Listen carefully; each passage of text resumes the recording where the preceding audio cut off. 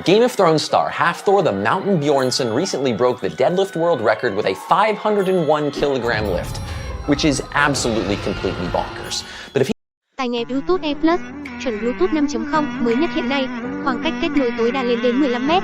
Thiết kế sang trọng cao cấp, âm thanh được tích hợp công nghệ chống ồn, khử tạp âm, sử dụng liên tục lên đến 5 tiếng, đảm bảo giải trí cả ngày.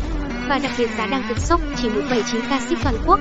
Đặt hàng gọi ngay cho shop 0387458303. he had the lifting power of a leafcutter ant, he'd be able to lift a medium-sized sedan completely over his head and carry it home.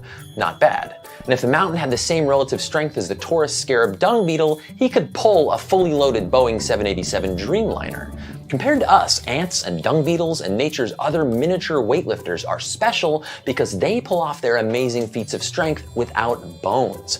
And it turns out, for every species with an internal skeleton, like ours, Earth is home to around 20 species without one, and maybe more. So if exoskeletons are so strong, then why don't we have them? Well, like most things in nature, there are trade-offs. For starters, an armored skeleton makes growing more difficult. I mean, every time a lobster or cockroach is ready to size up, they have to molt, shedding their old skeleton and leaving them soft and vulnerable for days or weeks while they wait for their new outer shell to harden. There's also a weight problem. The strength of ants' legs work at their minuscule mass, but scale the ant up to our size and it would be crushed under its own weight. In a few more leg days, you just won't cut it.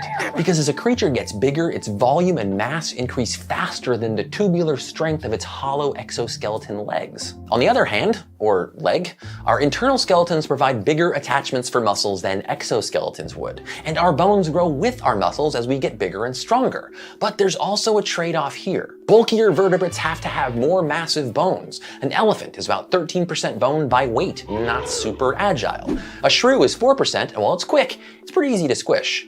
Humans are about 8.5%, a compromise between strength and mobility. If we had more bone to be stronger, then we wouldn't move as well. Another problem is that a human-sized ant would suffocate. Insects don't really have blood. They have very limited circulatory systems that are filled with a fluid called hemolymph, which is mostly full of metabolic stuff and immune cells. Insects actually breathe through tiny holes in their exoskeletons to deliver oxygen directly to their tissues through a series of internal tubes. And the distance oxygen can travel down the tubes depends on its concentration in the air.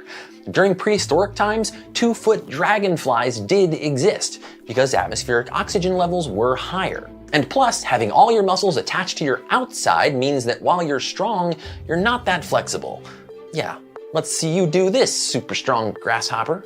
So, a chitin exoskeleton is super strong, but only if you're small. A human-sized ant would be very lethargic, very crumpled, and definitely could not do yoga.